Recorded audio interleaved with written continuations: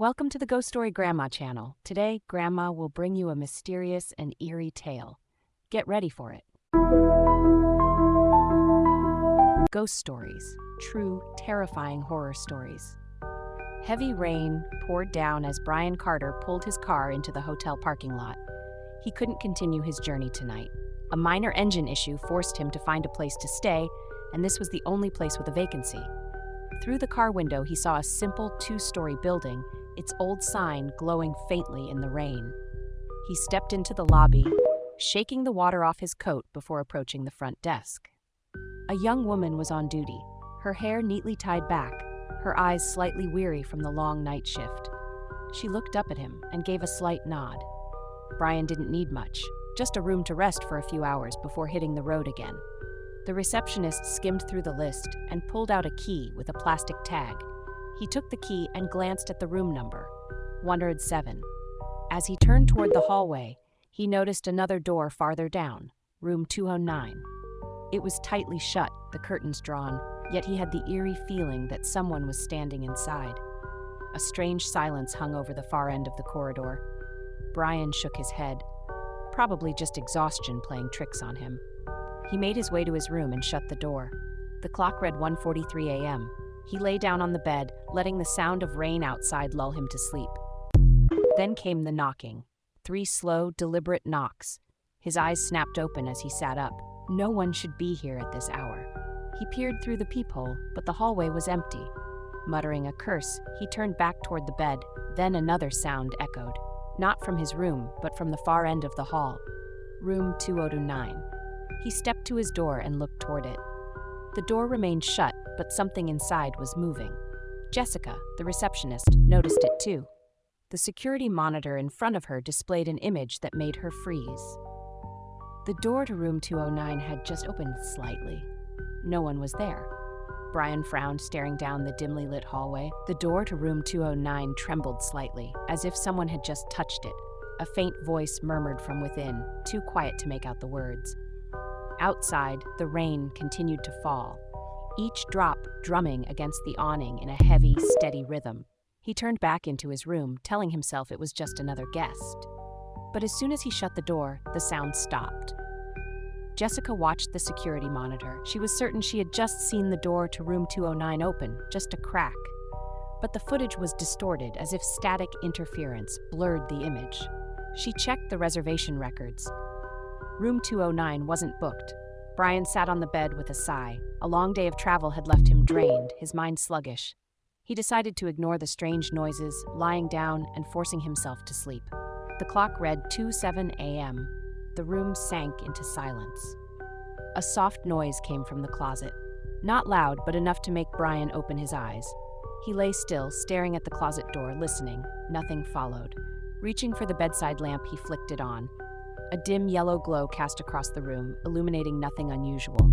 But the closet door was no longer fully shut. His heart pounded. Slowly, he sat up, his bare feet pressing against the carpet. Moving soundlessly, he approached the closet, fingers brushing the handle. He inhaled sharply before pulling it open. Nothing, just empty hangers swaying slightly on the rack. Yet a rush of icy air drifted out from the darkness within. A faint, musty scent lingered in the air. The kind that suggested something had been there. Had, but was now gone. Brian exhaled, closing the closet and shaking his head. He grabbed his phone from the nightstand, but there was no signal. The bars were completely empty. Meanwhile, Jessica stepped away from the front desk, making her way down the hallway. Stopping in front of room 209, she hesitated before raising her hand and knocking lightly. No response. She reached for the handle and turned it carefully. It wasn't locked. Inside, darkness loomed. A sharp, damp smell filled the air, something old and rotting. The room was furnished like any other, a bed, a wardrobe, and a single armchair by the window. But the thick curtains were drawn, blocking out any light.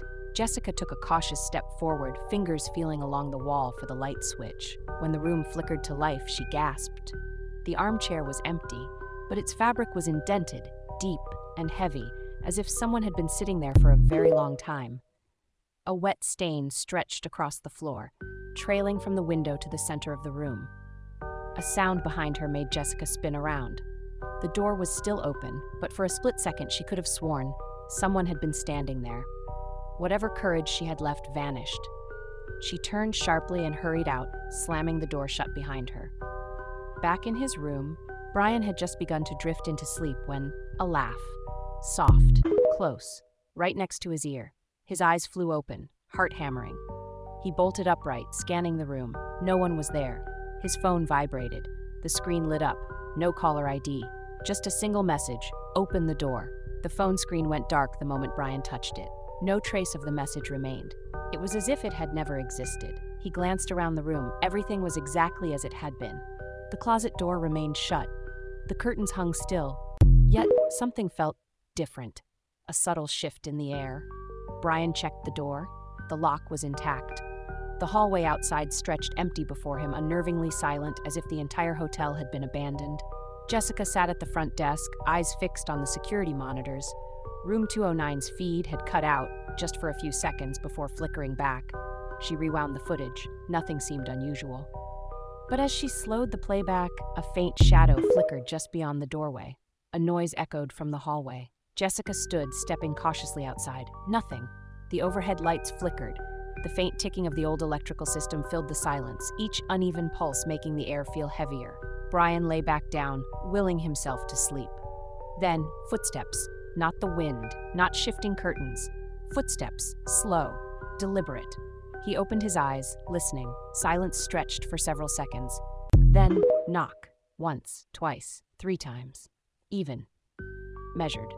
Brian got up, heart pounding. He reached for the door, hesitating before peering through the peephole. No one. But down the hall, room 209's door was open. Inside, the curtains swayed gently, though no breeze stirred the air. The dim light flickered weakly, casting shadows that seemed to stretch and shift unnaturally. Jessica returned to the front desk just as the internal phone rang. The call was coming from room 209. She picked up. Nothing. No voice, just the sound of breathing. Soft, slow, and then silence. She checked the records again. Room 209 wasn't occupied.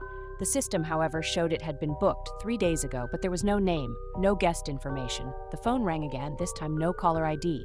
She hesitated before answering. A voice, slow and fragmented, whispered through the receiver, "Don't open the door."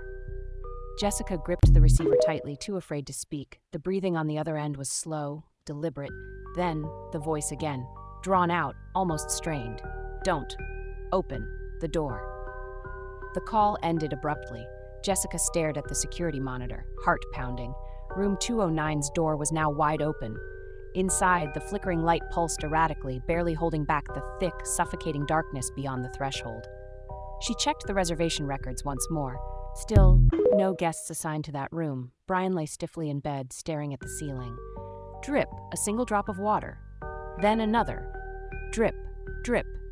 The sound came from the bathroom. With a slow inhale, he sat up and moved toward the door. The air inside felt heavier, thick like damp cloth. He stepped in. The faucet was off, yet the sink was wet. The tile floor beneath his bare feet was cold, slick. Something felt wrong. Turning back to the bedroom, Brian's breath caught. The closet door was no longer shut. An oppressive weight settled in the air, pressing against his skin. The temperature had dropped noticeably. He pulled out his phone, dialing the front desk. No signal. The call wouldn't connect. Then footsteps. Slow. Right outside his door. Jessica was still frozen at the front desk, eyes locked on the screen. Room 209's door remained open. A shadow stood just inside the doorway. Motionless. Watching. The phone on the counter rang. Jessica didn't answer. She looked back at the monitor. The shadow was gone. Brian heard the knock again. Soft. Measured. He stepped closer, pressing his ear to the door. Silence. Then, bang! A louder, heavier knock. Brian stumbled back. At the front desk, Jessica's pulse pounded in her ears as she checked the monitor one last time. Room 209's door slammed shut. Her computer screen flickered. Guest list updated. Room 209, now occupied. Guest name, Brian. Brian stared at his phone screen. His name was listed under room 209, but he had never switched rooms. A slow, creeping unease settled in his chest. He stepped toward the door, peering through the peephole. The hallway was empty. Yet the air inside his room had changed. Thick, suffocating. He checked his phone again. No signal. Jessica gripped the landline, eyes locked onto the security monitor. Room 209's door remained shut, no trace of the shadow from earlier. But the guest list still displayed Brian's name. She attempted to override the entry. System error. A faint noise drifted from the stairwell. Footsteps, slow, measured. Brian heard them from the other side of the door. They stopped, right outside. The lights in his room flickered, then died. Total darkness. Then, the TV screen lit up, a live feed of the hotel hallway. The camera angle was high, looking straight down. A man stood outside room 209, still, facing the door, but no face. A cold wave of dread crept over Brian as he backed toward the bed, eyes locked onto the screen. The man moved, his body twisted, contorted, a slow, jerking motion, like a puppet with tangled strings. Bang! A knock at the door, louder, more forceful this time. Jessica stared at the security feed. Room 209's door swung open. Inside, nothing, but the system updated. Room 209 now had another registered guest. Guest name, Jessica. Jessica's name appeared beneath Brian's. Both were now listed under room 209. Then, the front desk phone rang. She didn't answer. 3 rings, then silence. Her computer screen flickered violently. A new system message, incoming text from room 209. Jessica hesitated before opening it. One line, I see you. The security monitors shifted. The feed now pointed directly at the front desk. She was staring at herself. But on the screen, she wasn't sitting. She was standing, right behind herself. The monitor went black. Then a knock at the office door. Jessica stayed frozen. She didn't open it. Her heart pounded as she turned back to the computer. The guest list refreshed. Jessica's name disappeared. Room 209, vacant.